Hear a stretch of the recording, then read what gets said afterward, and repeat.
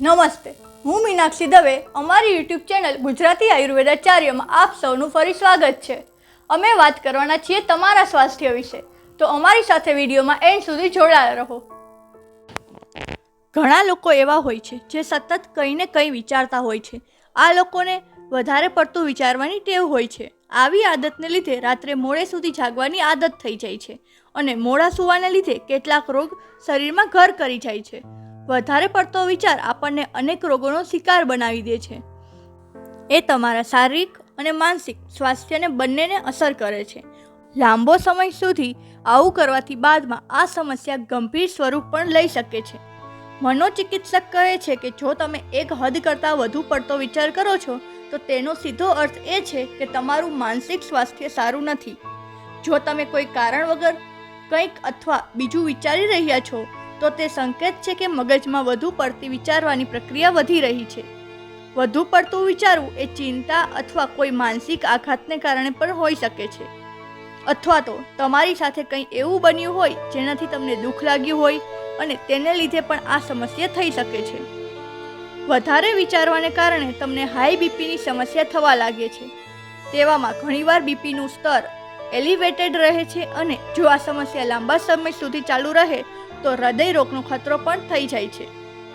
કેટલાક કિસ્સાઓમાં તો હુમલો પણ થઈ શકે છે અને આ સમસ્યા મૃત્યુનું કારણ પણ બની શકે છે. એટલે આવી સ્થિતિમાં વધુ પડતું વિચારવું ન જોઈએ. એટલે જો તમને કારણ વિના જ વધુ પડતા અલગ અલગ વિચારો આવતા હોય તો આયુર્વેદિકની દ્રષ્ટિએ ધ્યાન કરવું જોઈએ અને મનોચિકિત્સકની સલાહ લેવી જોઈએ. વધુ પડતા વિચારો તમને ડાયાબિટીસની ભેટ પણ આપી શકે છે. સતત વધારે વિચારોને કારણે આપણા શરીરમાંથી કોર્ટિસોલ હોર્મોન બહાર આવે છે અને ઘણા કિસ્સાઓમાં આ હોર્મોન વધુ પડતું બની જાય છે, જેને કારણે લોહીમાં સુગરનું સ્તર વધવા લાગે છે. અને જો શરીરમાં સુગરનું લેવલ વધી જાય છે તો ડાયાબિટીસનો ખતરો પણ વધી જાય છે. જો તમે લાંબા સમયથી એક જ વસ્તુ વિશે વિચારી રહ્યા છો તો તેને તોડવાનો પ્રયાસ કરો. આ થિંકિંગ લૂપ છે જે તમને વધુ પડતી પરેશાન કરી શકે છે. વધુ પડતું વિચારવું હંમેશા વસ્તુઓને વધુ ખરાબ કરી શકે છે. એટલે અન્ય લોકો વિશે, અન્ય વસ્તુઓ વિશે ઓછું વિચાર કરો અને તમારા વાક્યની શરૂઆત હું શબ્દથી કરો. એટલે તમે પહેલાં બીજાને દૂર કરીને તમારા પોતાના વિશે અને પોતાના સ્વાસ્થ્ય વિશે જરૂર વિચારો. વધુ પડતા વિચારોથી મુક્તિ મેળવવા માટે સૌથી પહેલાં આપણે આપણા શરીરમાં એકઠા થયેલા તણાવને મુક્ત કરવાના માર્ગો પસંદ કરવા જોઈએ.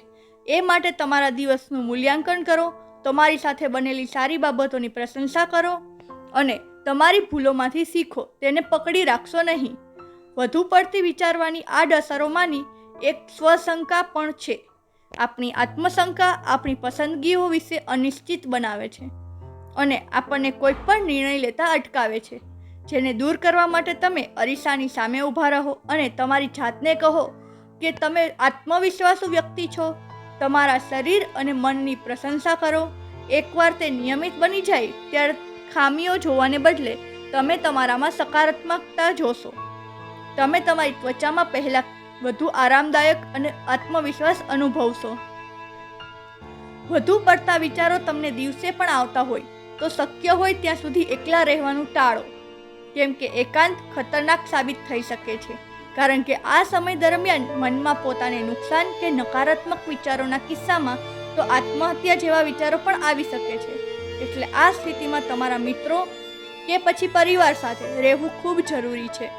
જો તમે કોઈ બાબતને લઈને ખૂબ જ ચિંતિત હોય તો તમારા મિત્ર અથવા પરિવારના સભ્યો જોડે તેની ચર્ચા કરો અને તેનો ઉકેલ લાવવાનો પ્રયત્ન કરો. વધુ પડતા વિચારોમાં ક્યારેક નકારાત્મક વિચારો પણ આવતા હોય છે જે ઘણીવાર કોઈ ક્રાઇમ સુધી પહોંચી જાય છે. તેવામાં નકારાત્મક વિચારો ઘટાડવા માટે તમારે તમારી જાતને દૂર રાખવી જોઈએ. એટલે જો નકારાત્મક વિચારો આવતા હોય તો તેની સામે લડવાનો પ્રયાસ કરો. કેટલીક વાર આપણે આપણા વિચારોમાં એટલા ડૂબી જઈએ છીએ કે આપણે નકારાત્મક વર્તન કરવાનું શરૂ કરી દઈએ છીએ. આવી સ્થિતિથી દૂર રહેવા માટે યોગ, પ્રાણાયામ અને ધ્યાન સૌથી બેસ્ટ ઉપાય છે. તો આવા જ અવનવા વિડીયો માટે અમારી સાથે જોડાયેલા રહો. આપના સાથ અને સહકાર બદલ આભાર. Like, share and subscribe.